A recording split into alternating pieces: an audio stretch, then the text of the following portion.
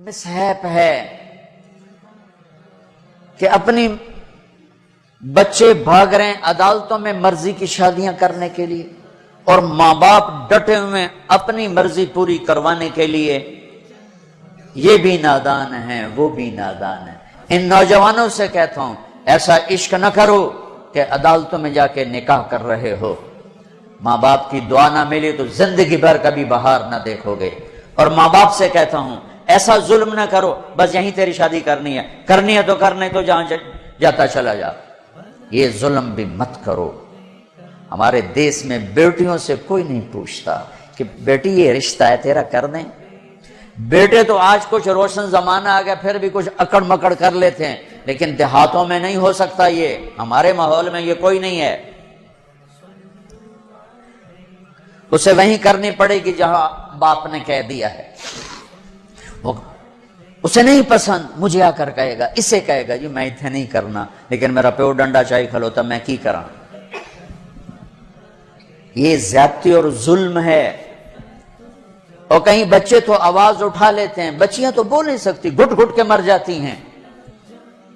کوئی ماں باپ یہ سلیقہ نہیں رکھتا بیٹی یہ تیرا رشتہ آیا ہے ہم کر دیں، تیری پسند ہے ہم کر دیں۔ صرف بچیوں کو بتایا جاتا ہے، بتانے کی تکلیف بھی گوارا نہیں ہوتی، بس بھائی ہو گیا تیرا۔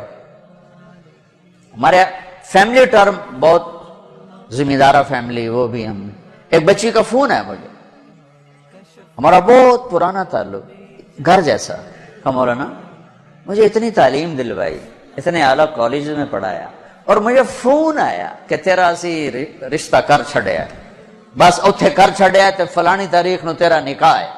تو میں اس پر بھی راضی تھی، لیکن اتنا تو دیکھ لیتے کہ انسان بھی ہے کہ نہیں۔ ایک شرابی سے مجھے باندھ دیا، آج میری زندگی عذاب بنی ہوئی ہے۔ چلو جہاں اپنی مرضی پوری کرتے کرتے بس ایسی گھر تو باہر نہیں کرنا، گھرج کرنا ہے تو گھر شرابی تو سوا ہے کوئی نہیں، لہذا اتھے ہی کرنا ہے۔ یہ قوم کا بت توڑو، جی ہاں اسا جی صرف ارائیاں کرنا ہے، اسی صرف راجپوتاں کرنا ہے، اسی شیخ ہیں جیسی شیخان اسی باہر کدی رشتہ نہیں کیتا۔ ٹھیک ہے اپنے قوم میں کرو، اچھی بات ہے، اگر جوڑ نہیں تو اللہ کے واسطے باہر نکلو۔ اگر آپ کی بیٹی تیار نہیں تو اللہ کے واسطے ذبح مت کرو، یہ ظلم ہے، یہ زیادتی ہے۔ قبول لڑکی کرتی ہے نا کہ ابا، قبول لڑکا کرتا ہے نا کہ ابا، یہ اختیار تو شریعت بچے کو دے رہی، بچی کو دے رہی کہ میں نے قبول کیا، کہے گی تو نکاح، وہ کہتے ہیں میں نے قبول نہیں کیا تو اب تو نہیں ہوگا۔ میرا گاؤں راوی کے کنارے ہے، کتنی بچیاں ذبح کر کے ڈال دی گئیں راوی میں، اپنی مرضی دی شادی کیتی ہی نہ بس ٹھیک ہے، ذبح کر دیا۔ ساری زندگی بیٹے زنا کرتے ہیں تو کہو جی چھوڑ چکرن کر دی رہ جاندے ہیں، بیٹی پر شک پڑ جائے تو ذبح کر دیتے۔ ہائے ہائے ہائے ہائے ہائے۔ میرے نبی نے آخری خطبے میں بیٹوں کے لیے نصیحت نہیں فرمائی تھی، عورت کے لیے نصیحت، تمہیں عورتوں کے بارے میں نصیحت کر کے جا رہا ہوں، آخری خطبہ تمہیں عورتوں کے بارے میں نصیحت کر کے جا رہا ہوں۔ ایسی درد بھری داستانیں میں جانتا ہوں، میرے دائیں بائیں ہوئی ہیں، ہو رہی ہیں۔ ماں باپ کو کہہ رہا ہوں کہ اللہ کے واسطے ماں باپ ہونے کا غلط فائدہ مت اٹھاؤ، باجی ایتھے ہی کرنا ہے، کھبے سجے ایسی کو نہیں کرنا، اسی قوم تو باہر نہیں کرنا، کرنا ہی تھا کر نہیں تو بیٹھے رہو۔ میرے اپنے خاندان میں ہم چھوٹے چھوٹے کتنی بوڑھی ہماری پتہ نہیں دادیاں نانیاں جو بھی لگ دیاں پتہ نہیں کی لگ دیاں بغیر شادی کے مر گئیں کہ قوم میں رشتہ کوئی نہیں تھا، خاندان میں رشتہ کوئی نہیں تھا۔ یہ ستم آج میرے دیس میں ہے، یہ بھی ظلم ہے، صرف زمین دبانا ظلم نہیں، یہ بھی ظلم ہے۔ رشتہ رشتہ مانگنے والے علی اور مانگا جا رہا ہے فاطمہ کا، نبیوں کے بعد سب سے عظیم جوڑی علی و فاطمہ، تو آسمان پہ طے ہو چکا ہے، علی آ کر بیٹھ جاتے ہیں، شرم کی وجہ سے بول نہیں سکتے، آپ کو تو پتہ ہے کیوں آئے، علی کیسے آئے، چپ، فرمایا فاطمہ کے رشتے کے لیے آئے ہوگے، اچھی، تو ہم نے کہا انشاءاللہ۔ پہلے ایک حدیث سنو، میرے نبی نے کہا میں نے جہاں شادی کی، میں نے جہاں بیٹی دی، پہلے آسمان سے وحی آئی، پھر میں نے قدم اٹھایا۔ اس کا مطلب ہے آسمان سے وحی آ چکی ہے کہ چونکہ پہلے ابو بکر نے آ کے رشتہ مانگا، آپ نے انکار کر دیا، حضرت عمر نے آ کے رشتہ مانگا، آپ نے انکار کر دیا، عبد الرحمن بن عوف نے حضرت علی سے کہا علی تو جا مانگ، تجھے نہیں انکار ہوگا۔ حضرت علی نے کہا میں تو بہت غریب ہوں، میرا تو گھر بھی اپنا نہیں، مجھے دے دیں گے؟ ہاں تجھے ضرور دیں گے۔ تو ان کو بھیج کر نہ خود باہر سارے کھڑے ہو گئے۔ تو آپ نے کہا اچھا انشاءاللہ، اور یہ کہہ کر اٹھ گئے۔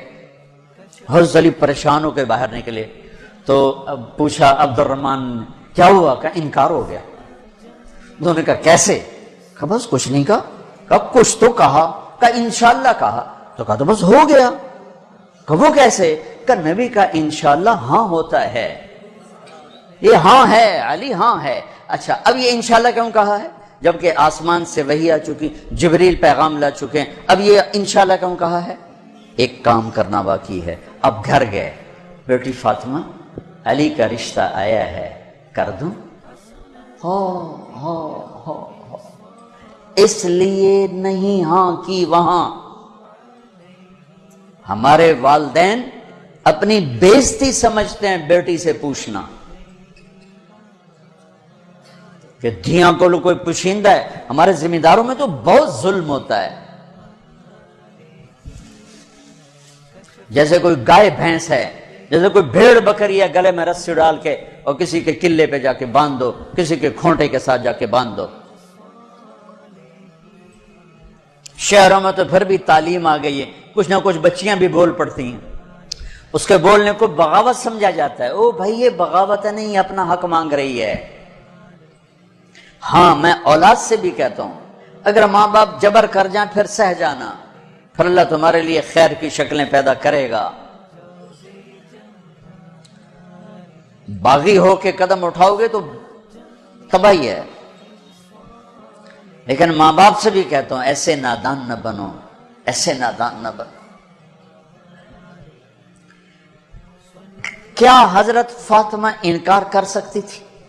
کیا حضرت فاطمہ پر اتنا اعتماد نہیں تھا میرے نبی کو؟ کیا آپ کہتے ہیں ہاں علی ٹھیک ہے بولا، میں بعد میں خود پوچھ لوں گا؟ نہیں، امت کو سبق دینا ہے کہ جو جوڑی آسمانوں پر طے ہو چکی ہو اس میں بھی پہلے پوچھنا ضروری ہے۔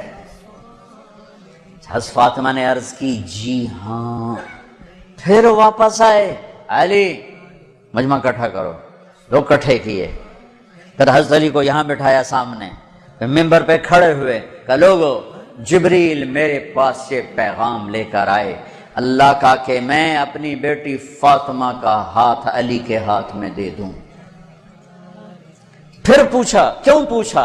اے میری امت بچیوں سے پوچھنا، یہ ان کا زندگی انہوں نے گزارنی، تم نے تو نہیں گزارنی، میری عزت دا سوال ہے، میری غیرت دا سوال ہے۔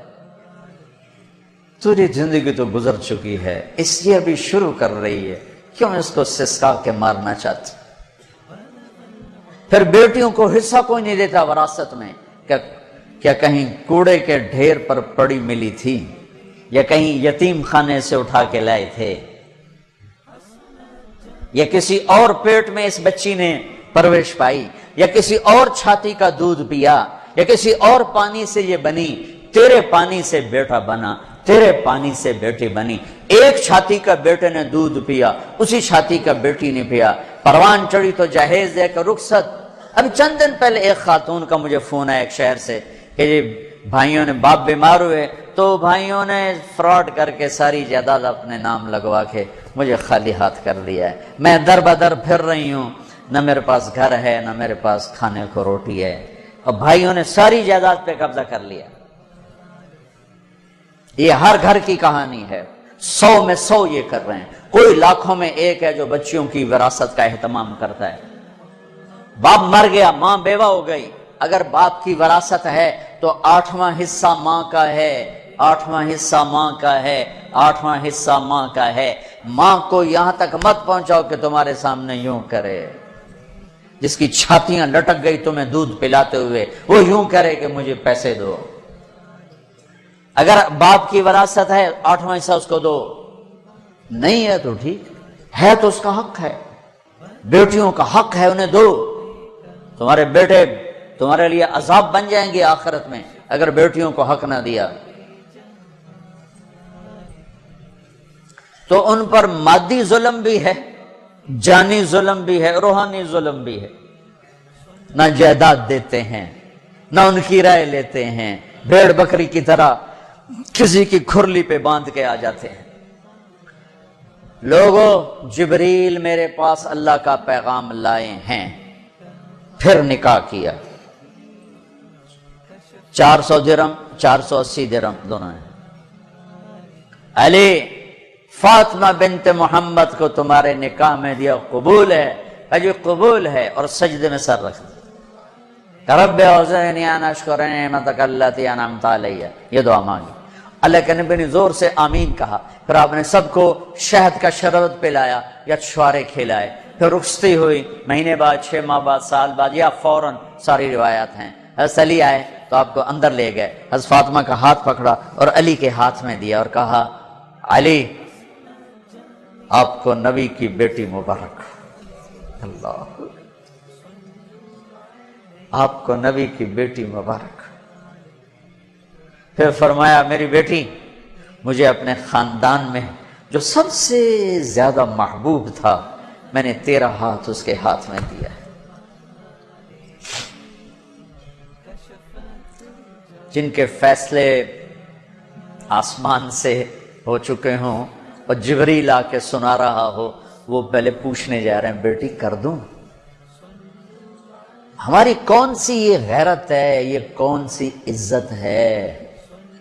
خاندان سے باہر اچھا رشتہ ملے کرو، خاندان کے اندر ملے وہ بہتر ہے، وہاں کرو۔ لیکن اگر خاندان میں جوڑ نہیں، باہر دیکھو، یہ ارائیوں کا بت توڑو، راجپوتوں کا بت توڑو، شیخ پٹھان بٹ جٹ پتہ نہیں کی کچھ بنائی پھر دن گرم مسالے، یہ بت توڑو، ان سے باہر نکلو۔ میرے نبی نے 2 بیٹیاں بنو امیہ کو دی، جن سے ٹکر ٹکر ٹکر ٹکر۔ حضرت زینب کا نکاح ابو العاص بن ربیعہ بن امیہ بن عبد شمس، امیہ کے پوتے کو اپنی بڑی بیٹی دی، اور عثمان بنو امیہ میں سے 2 بیٹیاں ان کے نکاح میں دی، رقیہ، ام کلثوم۔ اور جب ام کلثوم پہ انتقال کریں گے تو فرمایا، اگر میری 100 بیٹیاں ہوتی تو میں 100 اور اس طرح مرتی تو میں ایک ایک کر کے عثمان کے نکاح میں دیتا۔ بنو امیہ میں بیٹیاں دی، ایک بیٹی فاطمہ اپنے گھر میں دی علی کو، اپنے خاندان میں شادی کی قریش، خاندان سے باہر برادری میں شادی کی عرب،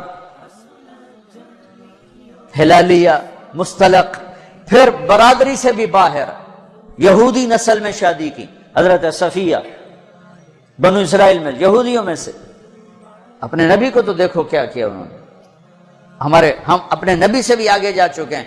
کتنے بچے میرے پاس آتے ہیں نوجوان کہ جی شادی کرنا چاہتا ہوں، وہاں بچی بھی تیار ہے، لیکن وہ کہتے ہیں بس ہم نے راجپوتوں سے باہر نہیں کرنا، ہم نے ارائیوں سے باہر نہیں کرنا، ہم نے شیخوں سے باہر نہیں کرنا۔ میں ان کو یہ کہ بھائی دیکھو بیٹا، کورٹ میرج سے بچنا کہ برکت نہیں ہوتی، اللہ سے مانگو، نہیں ہو تو پھر صبر کر کے پی جاؤ۔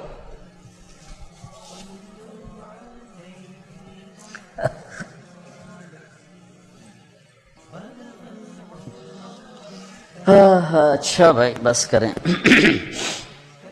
تو یہ ایک خوبصورت زندگی ہے جس کو سیکھنے کی ضرورت ہے۔ یہ تبلیغ میں جانا، اس کو سیکھنا ہے۔ یہ وہ زندگی کے وہ مسائل ہیں جو عام طور پر ممبر سے بیان نہیں ہوتے، عام طور پر ان کو نہیں سامنے لایا جاتا، جس کی وجہ سے ہم ایسے الجھے پڑے ہیں میں آپ کی منت کرتا ہوں، اپنے نبی کی پاکیزہ سیرت سیکھو، زندگی سیکھو، قرآن پڑھو، سیرت پڑھو، علماء سے رابطہ رکھو، علماء کو عزت دو، ہر فرقے کے عالم کو عزت دو، آپ سے اختلاف کرے، آپ کو برا بھلا کہے، عزت سے سلام کرو، محبت کرو، تبلیغ میں وقت لگاؤ، تو انشاءاللہ آپ کی زندگی کے روشن باب کھلتے چلے جائیں گے، کھلتے چلے جائیں گے۔ اور وہ چلا 4 مہینے کے لیے تو جس کے نصیب میں ہوگا وہ نکلے گا، لیکن ایک مطالبہ میں ہر بیان کے آخر میں کیا کرتا ہوں، وہ اب بھی کر رہا ہوں کہ ماشاءاللہ اکثر نوجوان کھڑے ہو بیٹھے ہو، پیچھے بھی گراؤنڈ میں لوگ بیٹھے ہوئے ہیں، میں آپ سب سے توبہ کی تشکیل کروانا چاہتا ہوں کہ آؤ ہم سب مل کر اجتماعی توبہ کر لیں کہ توبہ سے اللہ خوش بڑا ہوتا اور پچھلے سارے گناہ معاف ہو جاتے ہیں۔ تو کیا خیال ہے، توبہ کرنا ہے؟ تو توبہ کرتے ہو؟ پکی کرتے ہو؟ کہو میرے ساتھ، یا اللہ میری توبہ، پھر کہو یا اللہ میری توبہ، پھر کہو یا اللہ میری توبہ۔ مبارک مبارک مبارک۔ اگر آپ نے پکی کر لی ہے تو اللہ کے فضل سے آپ کے پچھلے سب گناہ معاف ہو گئے۔ اب ان علماء سے پوچھ لینا کہ اس کی ترتیب کیا ہے، فرائض چھوٹے ہیں کیا کرنا ہے، حقوق چھوٹے ہیں کیا کرنا ہے، لیکن گناہ معاف ہو گیا۔ نماز نہیں پڑھتا تھا، گناہ معاف۔ اب کرنا کیا ہے، کسی کے حق دبائے تھے، گناہ معاف۔ اب حق ادا کیسے کرنا، یہ اپنے اہل علم سے یا جس پر آپ کو اعتماد ہو اس سے جا کر آپ پوچھ لو۔ اور آپ جہاں جہاں سے آئے ہو، میری یہ گزارش ہے، مہینے میں 3 دن تبلیغ میں ضرور جاتے رہو، صرف 3 دن نیت کرتے ہو سارا مجمع سارے۔ اور جو آپ فیصل آباد میں رہتے ہو تو جمعرات کو مرکز میں جایا کریں، جو ہمارا یہاں اسماعیل مسجد ہے جہاں ماشاءاللہ دین کی بات جمعرات کو ہوتی ہے، رات وہاں گزارو، آپ کو بہت فائدہ ہوگا، ورنہ کم کم مغرب سے عشاء کا وقت ضرور وہاں گزارو۔ اور آخری بات یہ ہے کہ اگر آپ کسی سے لڑے ہوئے ہو تو یہاں سے اٹھ کے صلح کر لینا۔ لڑائی زیبا نہیں، قطع تعلق۔ لڑائی ہونا کوئی مسئلہ نہیں، اونچ نیچ کوئی مسئلہ نہیں، قطع تعلق، بول چال باجی ہونا سی گل ہی نہیں کرنا۔ اسی جی بس بائی کاٹ کرتا ہے، جڑا ادھے جاوے گا وہ ساڈا دشمن۔ ہمارے دیہاتوں میں تو یہ کہتے جڑا انہوں ملے وہ ساڈا بھی دشمن ہے، اسی لکھے چھک چھڈن۔ اے جٹاں دے بیٹھے ہوندے میں انہاں دے اسی لکھے چھک چھڈن۔ اے لکھے مٹا چھڈو نہیں تو موت او لتر مارنے نا۔ تو بھائیو جس سے آپ ناراض ہو، لڑے ہوئے ہو، صلح کر۔ خاص طور پر بیوی سے کھٹ بٹانا تو جاتے ہی صلح کرنا، چونکہ جب میاں بیوی لڑ کے صلح کرتے ہیں تو اللہ ان کے پچھلے سارے گناہ معاف کر دیتا ہے، سارے گناہ معاف کر دیتا ہے۔ اور عجب حدیث سنو، سب سے پہلے جو ترازو میں تولا جائے گا نا عملوں کو، تو نماز ہے یا روزہ یا تبلیغ یا علم یا حج؟ نہیں، سب سے پہلے بیوی سے سلوک تولا جائے گا، سب سے پہلے بیوی سے کیا کرتا تھا یہ تولا جائے گا۔ اس لیے بھائیو اگر کوئی انبن ہے، ہو جاتا ہے، کوئی مسئلہ نہیں، ہو جاتا ہے، صلح کر لینا، صلح کر۔ کسی سے آپ کی بول چال بند ہے، خود جا کے سلام کر لینا، تو انشاءاللہ اللہ آپ کے لیے خیر برکت کے راستے کھولے گا۔ اب جو بھائی ہمارے بچے کل سے جا رہے ہیں نا بچے ہمارے ہیں، تو جو کل سے ہمارے بچے جا رہے ہیں، ان کے ساتھ جو بھائی چلے کے لیے نوجوان تیار ہو، ذرا کھڑے ہو کے دیدار کرا دو، پھر دعا کرا دو۔ جو ان کے ساتھ کل